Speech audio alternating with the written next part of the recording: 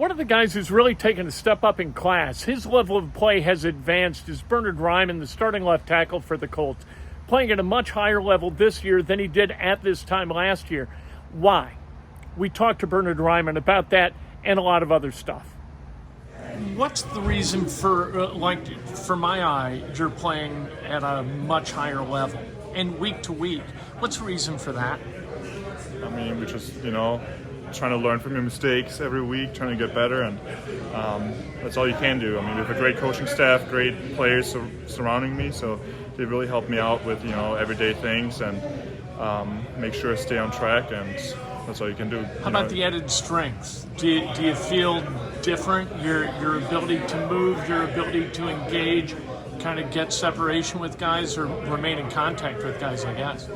Yeah, I mean, obviously, the strength staff has done a phenomenal job this off-season with us, just, working, getting stronger, and that definitely helped and has been helping in the game, too.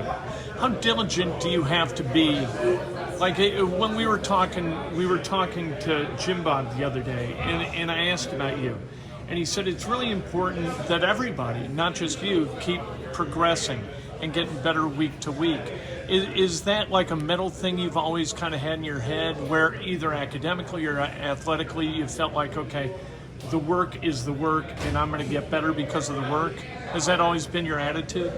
Yeah, I mean, it's definitely been that way my whole life. I mean, you never stay the same person, from day to day. You either get better or you get worse. So that's really the only way to look at it. So you just got to keep improving, keep learning from your mistakes, and then because in the next week that defense is going to exploit the mistakes you made the week before. So you got to work on those during the week and then just keep improving. How's Tony doing as the O-line coach for you, as you guys vibe with him?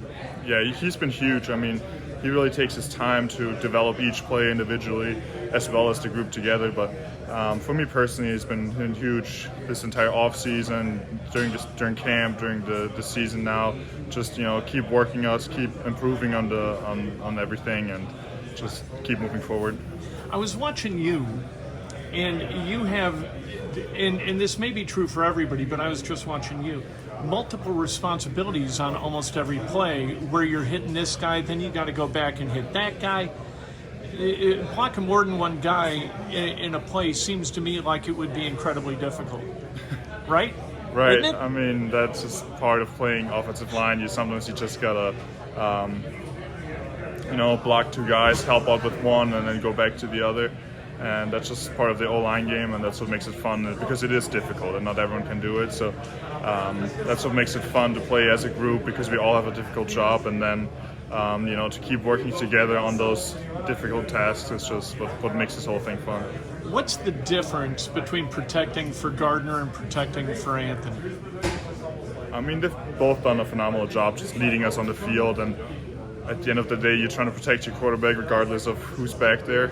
And but Gardner, is probably going to stay back there, and Anthony might wind up being out here, and all of a sudden you got to go out and get a guy 10 yards downfield, right?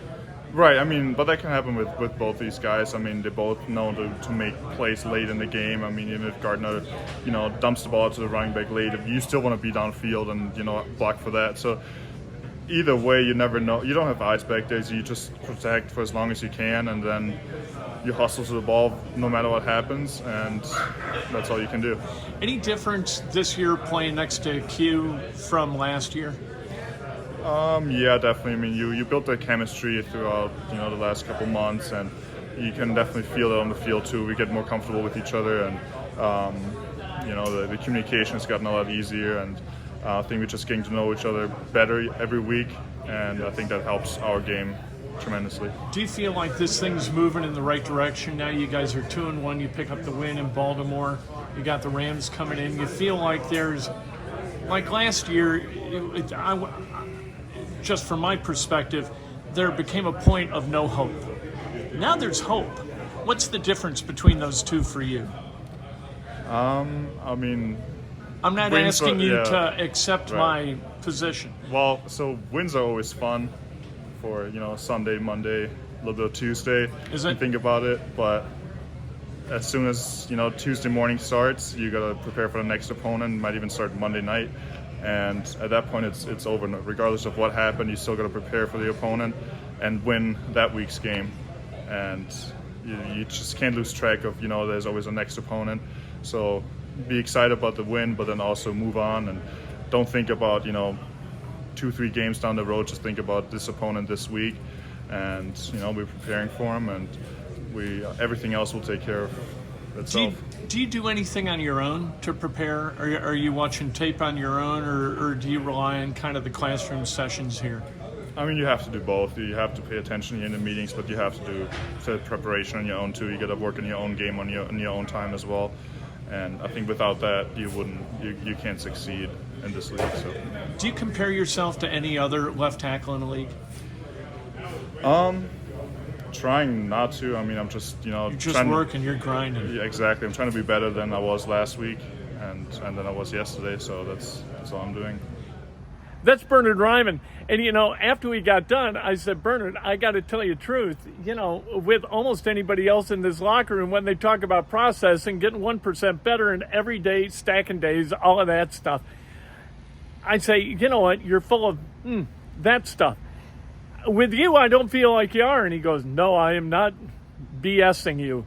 And I don't think that he is. I think that he is a process-oriented guy who believes in his process and will continue to believe in his process. And I think as long as he stays healthy, knock wood, he's going to be able to play at a really, really high level, and he's going to make Chris Ballard look exceptionally smart for drafting him with the 77th overall pick in 2022. His second year, he is playing really, really well right now, and you kind of got a glimpse as to why.